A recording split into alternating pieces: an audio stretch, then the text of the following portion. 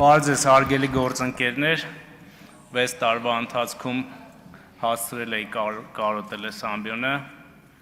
և կարծում եմ, որ այն տոնայնությունը,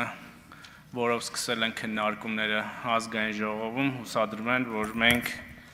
կարող ենք երկրի առաջ ծառացած խնդիրներին լուծումներ գտնել։ Ես նախ շնորհավորում եմ ազգային ժողովի նոր գումարման ընտրությունը և արդյունավետ աշխատանք եմ մաղթում բոլորիս։ Քննարկում ենք Ռուբեն Ռուբինյանի թեկնածությունը ազգային ժողովի նախագահի պաշտոնում։ Ես նախ ուզում եմ ասել, որ պարոն Ռուբինյանին շատ վաղուց եմ ճանաչում, ամբողջ նրա քաղաքական կարիերայի ընթացքում ես ուղեկցել եմ նրան, նա ուղեկցել է ինձ, տեսել եմ նրա ուժեղ և թույլ կողմերը, բայց ակնհայտորեն ուժեղ կողմերը շատ են, և ես կարծում եմ, որ պարոն Ռուբինյանը ընտրվելուց հետո մեծ պատասխանատվությամբ և նվիրումով կկատարի այն պարտականությունները, որոնք վերապահված են ազգային ժողովի նախագահին։ Ես նաև ուզում եմ շարունակել պարոն Ռուբինյանի բացած թեման իշխանության և ընդդիմության հարաբերությունների մասին ազգային ժողովում և մենք երեկ ի նկատի ունեմ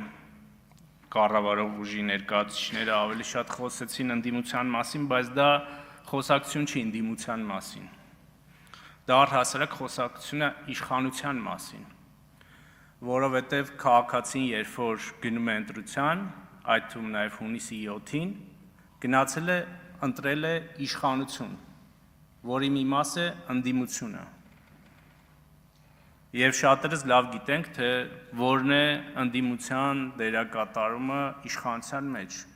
հակակշռել և բալանսավորել։ Սա ինչի համար է հարյուրամյակներով գրվել, մշակվել այս օրենքը, որպեսզի այդ համագործակցությունից լավ լինի միայն քաղաքացուն։ Երբ որ ընդդիմությունը գալիս է լավ գաղափարներ է առաջ քաշում, կարողանում է հանրային դիսկուրս ապահովել դրա շուրջ, իշխանությունը պետք է այդ ծրագրերը իրականացնի այն ժամանակահատվածում, երբ որ ինքը իշխանություն է։ Եվ երբ դա իրականացնում է, արդեն ընդդիմության գործն է ներկայացնել, որ դա իր առաջ քաշած գաղափարներն են, եթե չկարողանա դա իր պրոբլեմն է, բայց սրանից շահում է միայն քաղաքացին։ Ինչ է տեղի ունեցել հատկապես նախորդ 5 տարիների ընթացքում։ Մոտավորապես տեղի է ունեցել այն, ինչ որ տեղի է ունենում վերջին 26 ժամերի ընթացքում։ Հարգելի ընդդիմադիր գործընկերներ, քաղաքացին արդեն որերորդ անգամ քվեարկում է հանուն իրական Հայաստանի, բայց դուք դեռ դեգերում եք պատմական Հայաստանում։ Քաղաքացին մերժել է սա, և եթե տվյալ դեպքում ուժեղ Հայաստանը շարունակի այդ տրամաբանության մեջ զարգանալ, արժանանալու է մյուս գործընկերների ճակատագրին, երբ որ գրեթե 60-70%-ով կրճատվեց նրանց խմբակցությունը և հաջորդին ընդհանրապես այստեղ չեն լինի։ Ես ընդդիմության և իշխանության հարաբերությունները այս տրամաբանության մեջ եմ հասկանում, և մենք պետք է աշխատենք միասին այդ ուղղությամբ։ Այս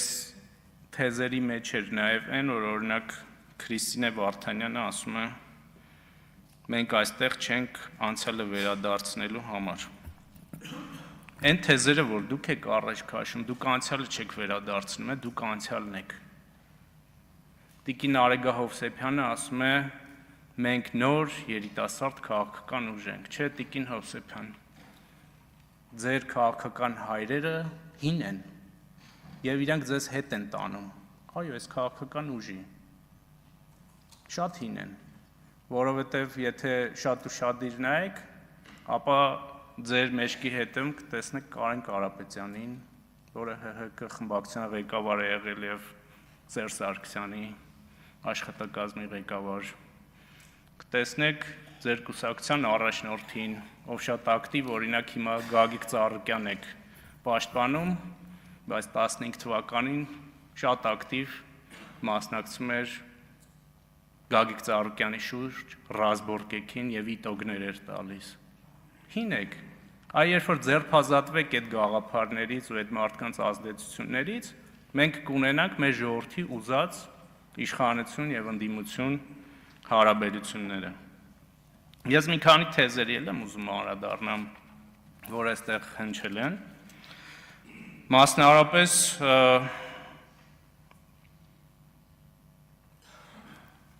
ասում եք, անընդհատ փորձում եք այստեղ առաջ քաշել են գաղափարը, որ իշխանությունը փոխել է թվերը, կեղծել է թվերը, խնդրում եմ, այն ինչ որ դուք արել եք, մեզ մի վերագրեք։ Ասում եք, իշխանությունը գիշերը ժամը 2-ին եկավ եւ հայտարարեց, որ հաղթել է ընտրություններում։ 24 News հեռուստաալիքը այդ ժամանակ հեռարձակում էր մեր հայտարարությունը։ Եվ էկրանին կային թվերը։ Եթե շատ ուշադիր նայեք այդ թվերին, ապա կտեսնեք, որ ձեր թիվը մոտարապես +-1%-ի սահմաններում է փոխվել, ձեր թիվը մոտարապես +-1%-ի սահմանում է փոխվել, մեր թիվը փոխվել է +-2-3%-ի սահմանում։ Սահմանադրական դատարանում ձեզանից ոչ մեկը որևէ ապացույց չի ներկայացրել,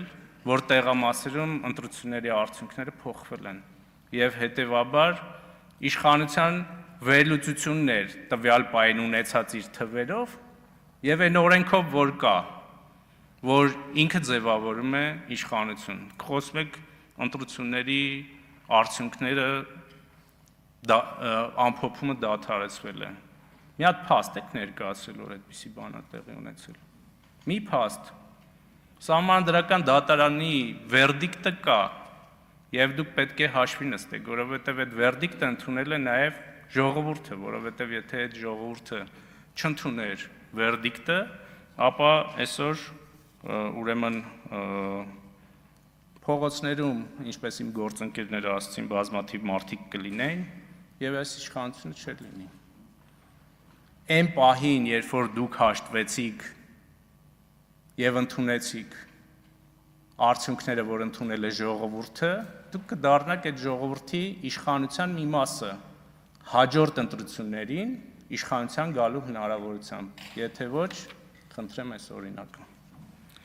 Դուք ասում եք Նիկոլ Փաշինյանը 3-րդ անգամ դարձավ վարչապետ, իսկ ինքը դրա դեմ պայքարում էր Սերժ Սարգսյանի ժամանակ։ Սերժ Սարգսյանը սահմանադրություն էր փոխել 3-րդ անգամ դառնալու վարչապետ,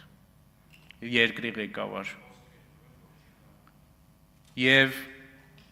այն օրենքների եւ օրենսդրության սահմաններում, որ տեղի են ունենում ընտրություններ, դրանք գործում են քաղաքակիրթ շատ երկրներում։ Մերկելը 4 անգամ դարձել է Գերմանիայի կանցլեր։ 4 անգամ դարձել է Գերմանիայի կանցլեր, այն նույն օրենքների տրամաբանությամբ, որ մենք ունենք, եւ այստեղ շատ հաճախ այդ իրողությունների նենգափոխում է տեղի ունենում։ Սա էլ է վատ, որովհետեւ դուք ապակողնորոշում եք մեր ժողովրդին, եւ հետո շատ դժվար է լինում, մեծ ջանքեր է գործադրվում, որպեսզի դա փոխվի։ Այստեղ տարբեր քրեական գործերի մասին խոսվեց, օրինակ Ռուբեն Մխիթարյանի գործը համեմատվեց 2008-ին տեղի ունեցածների հետ, հարգելի գործընկերներ, դուք երևի այդ ժամանակներ չեք ապրել։ Մեր ժամանակների առավելությունն է, եւ ասում եք ինչ արդյունք եք ստեղծել։ Մենք ստեղծել ենք այն արդյունքը, որ կարող է իրավապահ համակարգը սխալվի կամ թերանա, բայց մենք ունենք դատարաններ, որոնք դրանք կարան բեկանել։ Ձեր ժամանակ, պարոն Քոչյան, ձեր հայրիկի, պարոն Կարապետյան, ձեր հայրիկի իշխանության ժամանակ որևէ դատարան նման որոշում չէր կարող կայացնել։ Հարգելի գործընկերներ, համի բան էլ ես մտածում եի, որ մենք Գառնիկ Դանելյանին կկարոտենք, բայց երեք հասկացանք, որ չէ, եւ հարգելի գործընկերներ, ես ուզում եմ ասել, որ քաղաքացիական պայմանագիրը այնպես, ինչպես միաձայն առաջադրել է պարոն Ռուբեն Ռուբինյանին ազգային ժողովի նախագահի պաշտոնում, այնպես էլ քվեարկել է միաձայն նրա թեկնածության օգտին։ Շնորհակալություն։